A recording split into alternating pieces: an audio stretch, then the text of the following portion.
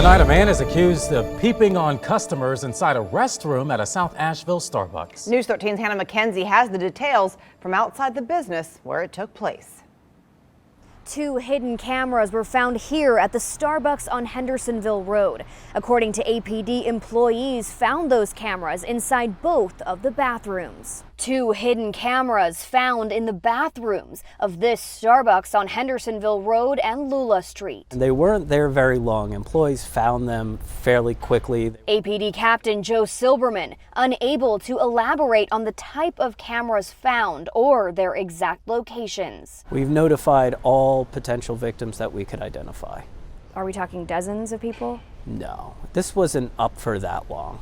As far as the victims go, were they primarily men or women or children? I'm not going to go into that.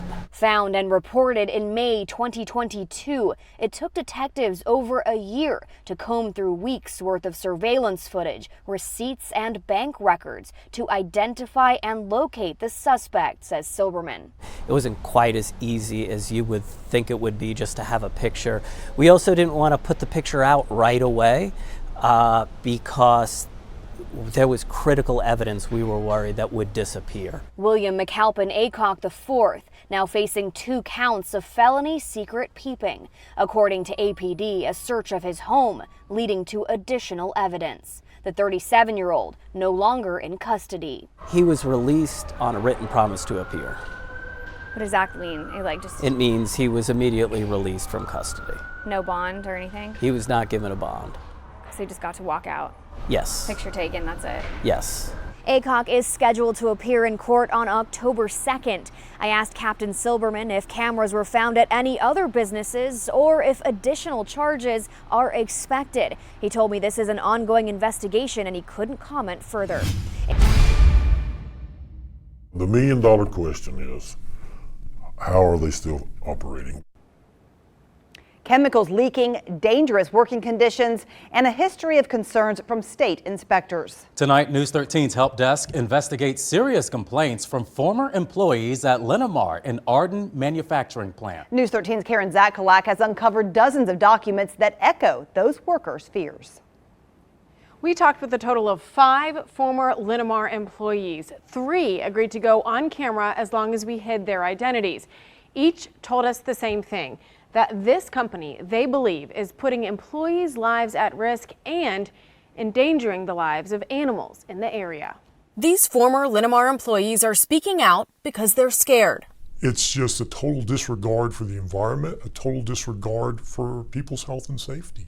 These chemicals should have been disposed off-site. They were getting poured into the drains. Honestly, I really hope that something gets done before somebody dies or somebody gets sick. Scared about the way they say Linamar is treating its workers and its surroundings.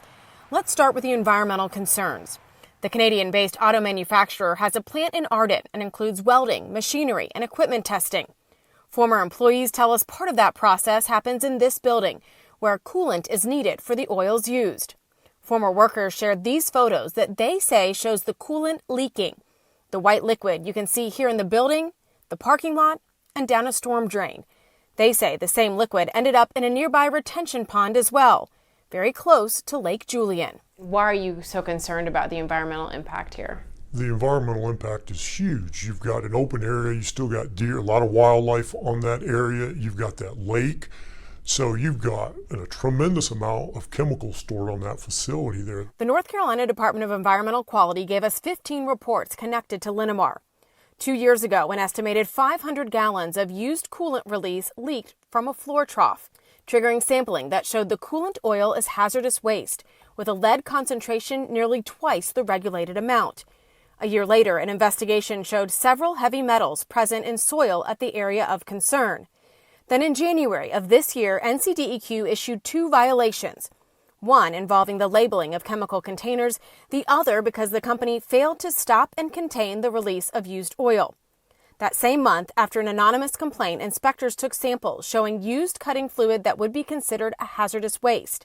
The report also says that in December of 2022, a new release had occurred with more oily waste in the ground. Inspectors say that could potentially lead to a direct release of any spilled products to the storm drain system. They're not taking steps forward to resolve it. They're band-aiding the issue.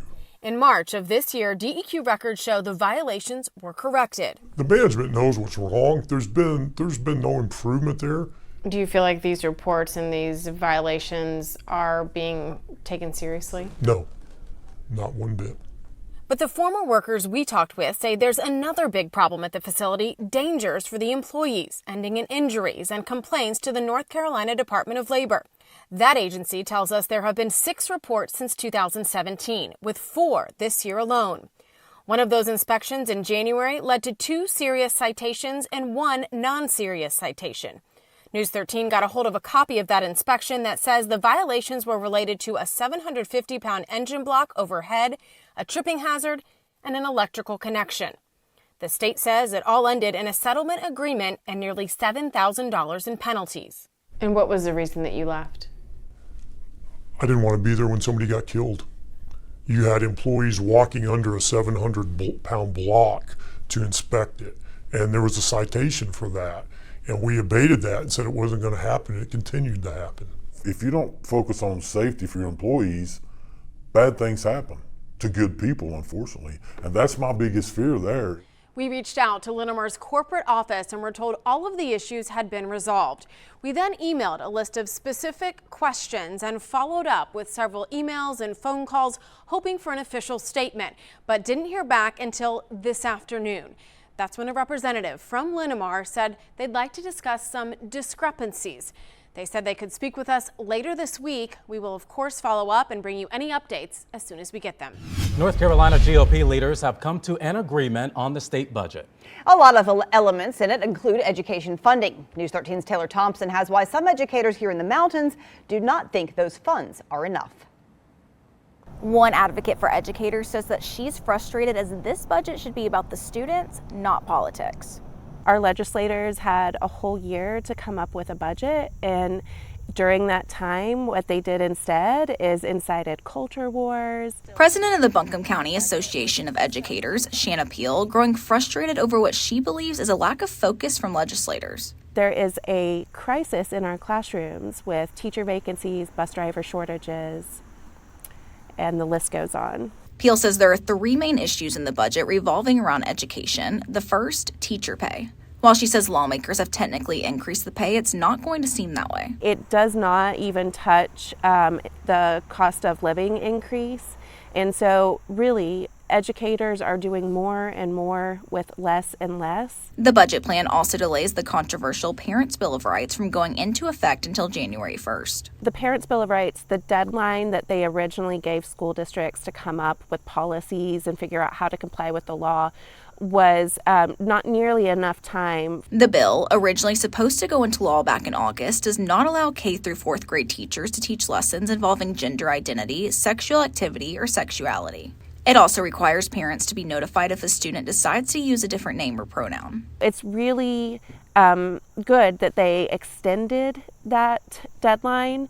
However, the bill itself is problematic in that it is jeopardizing that sacred relationship between students and staff. Peel says another frustration for her is that private school vouchers are being expanded by $500 million.